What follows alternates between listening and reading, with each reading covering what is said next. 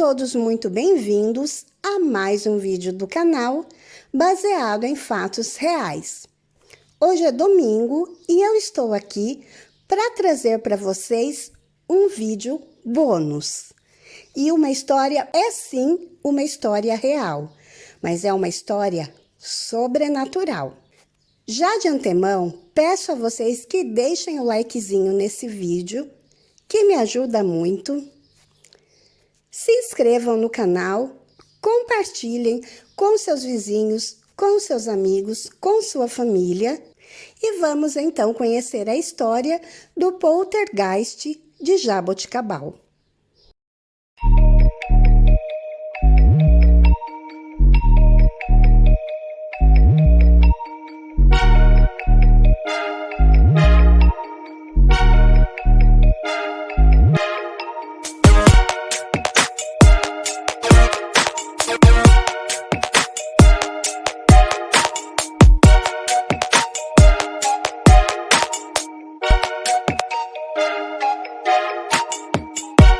A história do poltergeist de Jaboticabal é uma história real.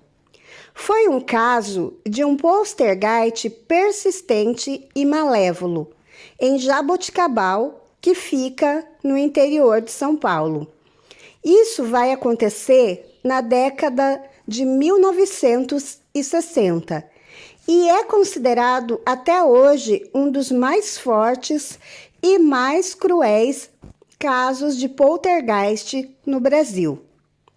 As estranhas experiências começaram em dezembro de 1965, quando uma respeitável família católica foi atormentada quando tijolos começavam a aparecer dentro da casa do nada. Então, uma noite, a família estava sentada na sala e, de repente, um tijolo caiu dentro da sala, sendo que as portas e as janelas estavam fechadas. A família ficou sem entender aquilo que estava acontecendo. Mas, como a família morava em fazenda na época e uma pilha de tijolos no quintal, a família ficou sem entender, mas começou a pensar em alguma explicação razoável, que talvez alguém tivesse jogado sem eles perceberem, que talvez tivesse aberto a janela ou a porta sem eles perceberem, mas ficaram sem entender. Bom, após isso, os tijolos começaram a ser jogados por vários dias. A família procurou, então, a ajuda de um padre local. O padre, ele também realizava exorcismo. Então, ele foi até a casa, por várias vezes visitou a família, por várias vezes exorcizou a casa, mas não adiantava. O fenômeno não parava. A família, já naquela situação, sem saber o que fazer, se lembrou de um vizinho espírita que eles tinham, chamado João Volpe. João Volpe era um dentista muito famoso ali na região. Volpe foi então até a casa, acompanhou os fenômenos por vários dias e conseguiu entender que quem atraía essas paranormalidades era Maria José, uma menina de 11 anos, filha então ali do casal. Maria José, ela era uma médium natural e não sabia. E é por isso que o fenômeno poltergeist começou a ocorrer. Maria José tinha uma série de colegas invisíveis.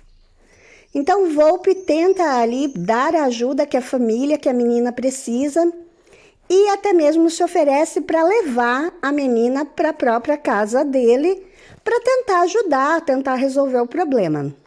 A família então concorda e Maria José vai passar um tempo então na casa dos Volpe.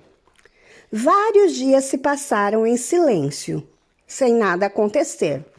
Mas então pedras começaram a aparecer e a voar sobre a casa dos Volpe, sempre que Maria José estava presente. Volpe contou 312 pedras. Uma delas pesava quase 4 quilos. Em seguida, os ovos começaram a ser jogados e também desapareciam. Um dia, uma dúzia de ovos foi colocada dentro da geladeira. De repente, 3 ovos apareceram no quintal. Após eles irem verificar, viram que faltavam 3 ovos na geladeira. Porém, a porta não havia sido aberta por ninguém. Pedras continuaram a cair e voar.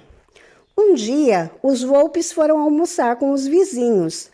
Uma pedra caiu do teto e se partiu em 2.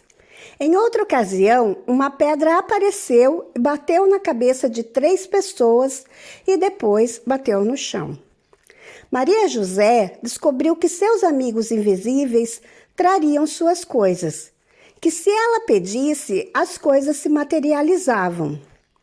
Certa vez, andando pela rua com Volpe e um amigo, ela disse que gostaria de um broche, e o broche instantaneamente apareceu nos seus pés. Inicialmente, por um tempo, foi eventos inocentes, mas de repente a atividade aumentou em intensidade e violência dentro da casa de Volpe. Todos os itens de vidro e louça eram jogados, quebrados, e isso aconteceu por 3 semanas. Maria José começou a ser afetada fisicamente. Ela sentia tapas, machucados e mordidas pelo poltergeist. Objetos eram jogados diretamente nela, como cadeiras, sofá e até um botijão de gás. Imagens, quadros e até mesmo espelhos eram arrancados da parede e arremessados diretamente contra a menina. Os ataques continuavam mesmo quando a menina estava dormindo. Xícaras e copos apareciam em cima da sua boca, como se algo estivesse tentando sufocá-la.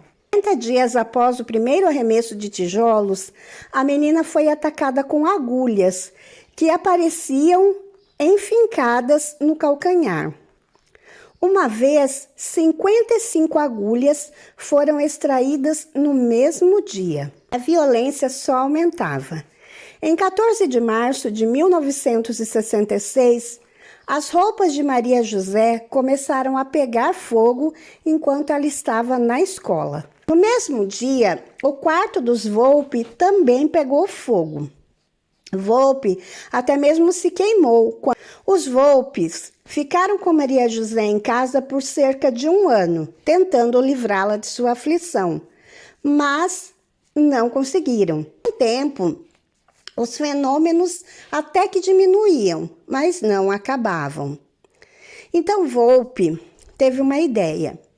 Ele leva a menina até Minas Gerais, em Uberaba, para ser atendida por Chico Xavier.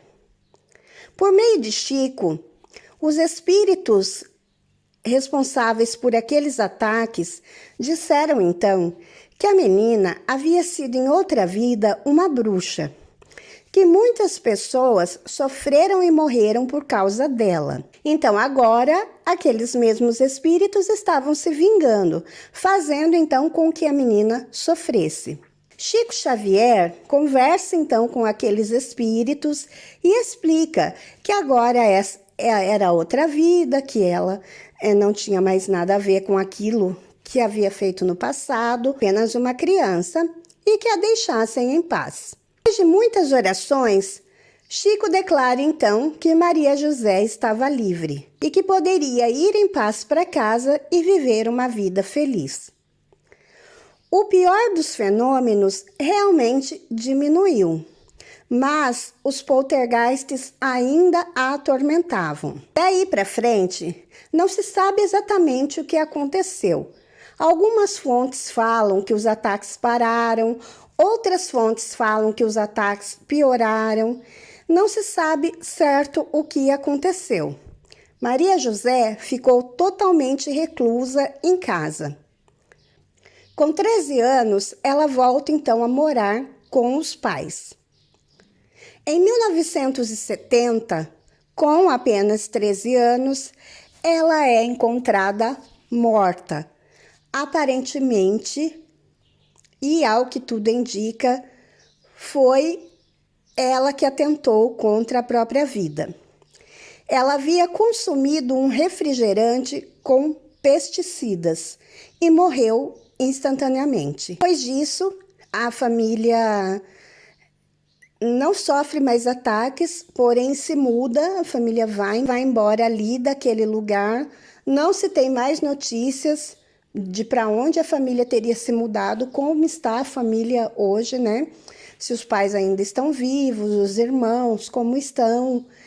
Enfim, essa foi a história de hoje, uma história sobrenatural, macabro, porém real. Eu espero que vocês tenham gostado. Se vocês gostaram, por favor, deixem o like, que me ajuda muito, ajuda a impulsionar o canal. Se inscrevam no canal, assinem o sininho de notificação para não perder mais nenhum vídeo e voltem aqui para a próxima história. Fiquem todos na paz, um super beijo e até o próximo.